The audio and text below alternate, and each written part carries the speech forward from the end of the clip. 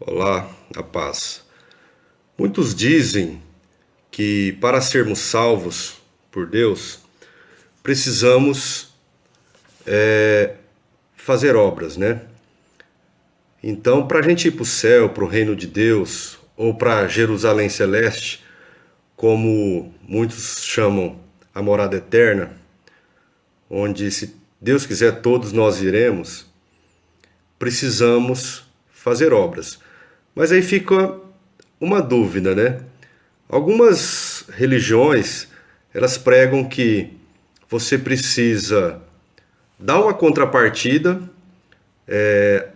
fazer uma doação, fazer uma contribuição para a igreja, que vai fazer as suas obras de caridade, e a partir dessa sua doação, você vai ganhar o céu, você vai ganhar uma série de benefícios que essa teologia da prosperidade, que muitas instituições que se denominam cristãs, que na verdade não deveriam usar o nome de instituições cristãs, pregam, né? Então aí fica essa reflexão. Nós precisamos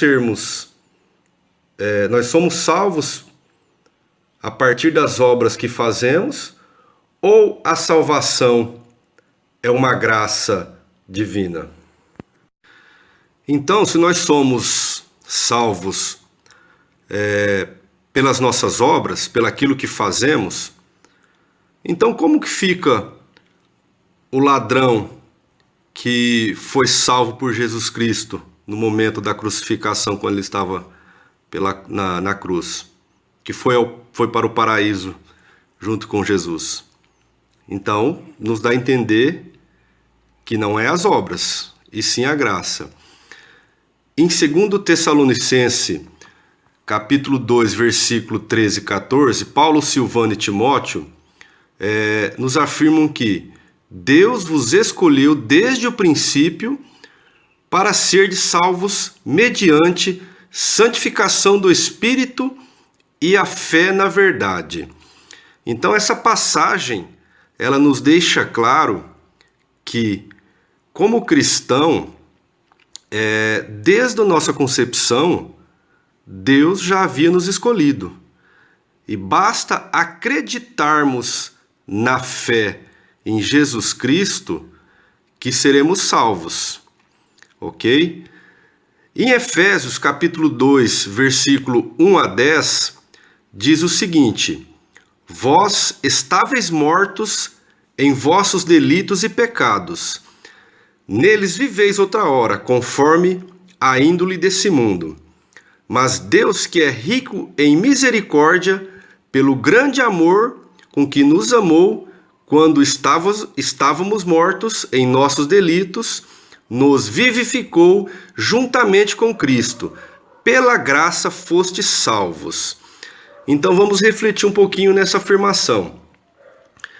Então, assim, o que essa passagem quer nos dizer? Vós estáveis mortos em vossos delitos e em vossos pecados, né? Isso quer dizer que todo aquele que cometeu algum pecado, que cometeu algum delito, cometeu algum crime, toda pessoa humana, ela tem condição de ser salva pelo nosso Senhor Jesus Cristo. Basta que haja um arrependimento profundo desses pecados. Então, desde que a pessoa queira, no seu coração, seja tocada por Jesus e arrependa dos seus pecados e mude de vida, busque um novo caminho para a sua vida, essa pessoa, ela também é salva. Então, isso nos dá a entender que uma pessoa que cometeu inúmeros crimes, ao final da vida dela, por mais que ela cometeu crimes graves, violentos, se ela se arrepende e tem um encontro verdadeiro com Jesus Cristo, ela sim, ela pode ser salva e ir para o céu. Em Romanos, capítulo 3, versículos 22 a 24, diz o seguinte: justifica de Deus que opera pela fé em Jesus Cristo, em favor de todos que creem, pois não há diferença, visto que todos pecaram e todos estão privados de glória de Deus, e são justificados gratuitamente por sua graça, em virtude da redenção realizada em Cristo. Então, para a gente entender essa passagem aqui, todos estão privados da glória de Deus. Isso quer dizer o seguinte: nós somos indignos da graça de Deus. Nós não merecemos a misericórdia de Deus. Por mais que a gente faça N coisas, muitas caridades, muitas ações, e se o nosso coração não está em Deus, nós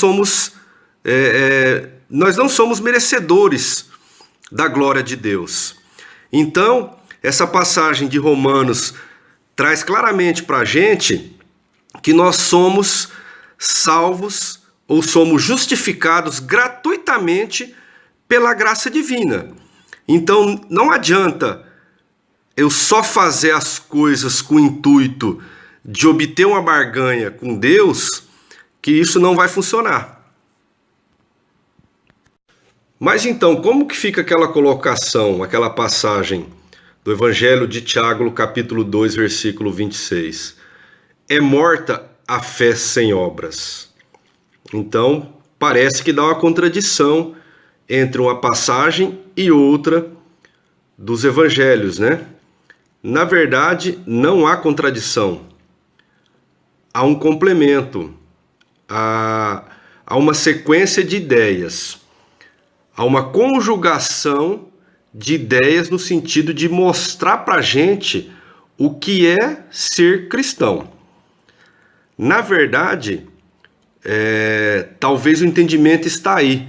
Você pegar de maneira fragmentada trechos da Bíblia para fazer uma interpretação. Talvez esse seja um grande problema de algumas pessoas que utilizam a fé das pessoas para manipular algumas situações. Mas esse não é a nossa discussão agora, não vem ao caso. Então, a fé sem obras é morta. Tem sentido essa frase? Sim, ela tem sentido. Por que ela tem sentido? A essência do cristão, característica nata, fundamento básico do cristão, alguns elementos que talvez faltem hoje na nossa sociedade. O amor, a fraternidade, a caridade, a justiça, a ética, o respeito. Então, são valores naturais dos cristãos. Pois bem, se esses valores são naturais, como explicar, por exemplo, uma pessoa que entra na missa, faz a comunhão e de repente, quando sai da igreja, é indiferente com um mendigo, com uma pessoa que está pedindo alguma coisa para comer? Como que se explica isso? Então, essa questão da fé simplesmente sem ação, sem movimento, é uma fé vazia. Ou seja, é uma fé que é individual. É uma fé que basta eu acreditar, eu frequentar determinada igreja, que eu vou ser salvo. Isso está errado. A fé, o amor, a caridade, a justiça, ela é acompanhada de ação. Ou seja, quando se fala em amor, não é sentimento, é atitude. Então, o bom cristão, para ele praticar esses valores, ele tem que agir. Ele precisa se movimentar em prol daquele que necessita. Então, nesse sentido, não adianta eu ir na igreja e não praticar o bem às pessoas. Então, realmente, nesse sentido, a fé sem obras, ela é vazia. Agora, eu não posso pegar e achar que eu vou entrar em todos os movimentos da igreja, vários grupos, várias ações, e achar que eu vou ser salvo por isso. Que às vezes meu coração, minha cabeça, minha mente está em outra realidade, está em outro mundo. De repente eu participo da igreja, mas a minha vida ainda continua com outros valores. Então, se existe essa diferença, cuidado. Então, para a gente entendermos melhor essa situação, nós somos salvos, sim, pela graça de Deus, porque, como eu já falei, nós não merecemos o paraíso, mas, todavia, é obrigação nossa, como cristão, seguirmos os passos de Jesus Cristo, que pregou todos esses valores que eu já comentei. Então, se nós frequentamos a Igreja Católica, se nós frequentamos uma igreja evangélica, então nós temos como obrigação sermos boas pessoas. E esse bom cristão precisa ser transformado em atos concretos em prol daqueles que precisam. Então, o grande desafio para nós cristãos é justamente